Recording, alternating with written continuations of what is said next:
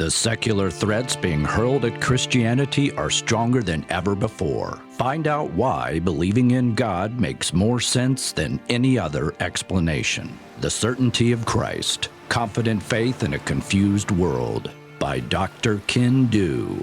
Order yours today. Awesome, awesome. Dr. Du, welcome to our interview. I'm so happy to have you here today. Thank you, Diane. It's great to be here with you. Yes, I admire you as a man, your family, and so I'm really excited to talk about your new book, The Certainty of Christ. So tell us, what motivated you to write this book?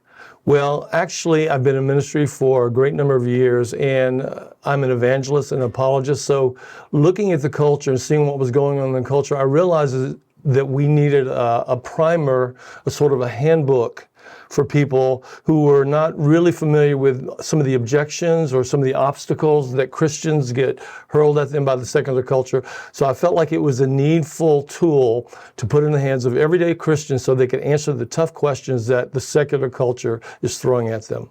Wow, that's awesome. That is so awesome. So why would you say it's necessary and important for Christians to be able to dialogue with non-believers about their faith?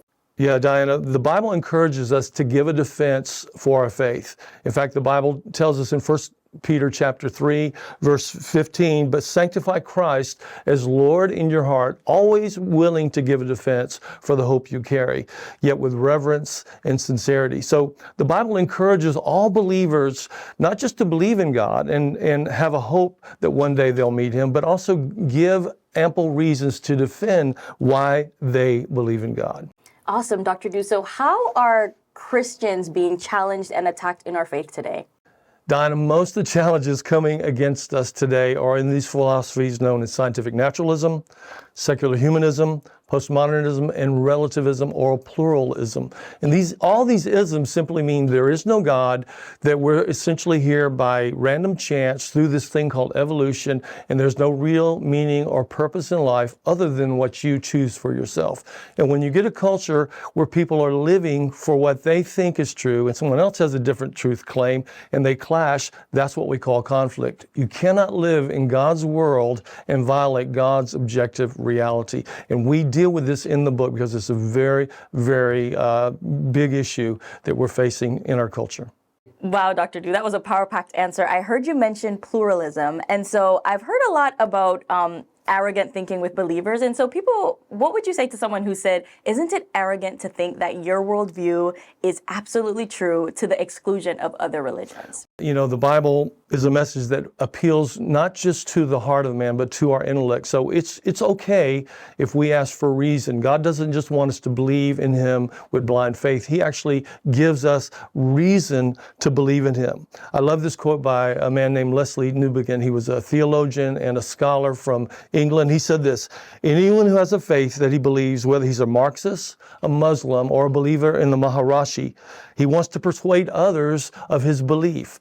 If he doesn't want to persuade others, then he really doesn't believe. So this whole thing about tolerance and accepting people where they're at, certainly we want to give people their freedom, but we also don't want to back down from the truth. And if Jesus Christ is the way, the truth, and the life, then we are obligated to make that truth known to everyone that comes in our way. Oh, Dr. Du, it's been a pleasure having you. So I have one final question. In light of everything we've discussed today, can Christianity survive in this pluralistic culture?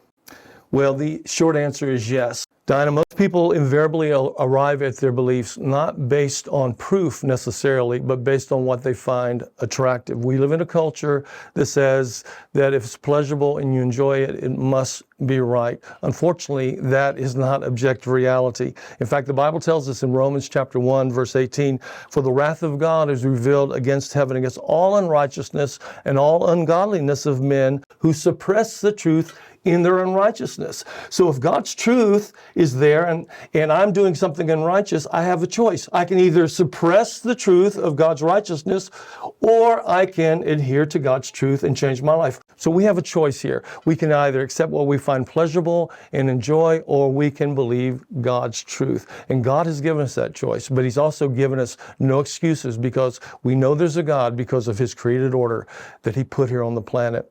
Dinah, in conclusion, Christianity does possess all the intellectual resources to answer the challenges posed by secular theories and present-day pseudoscience.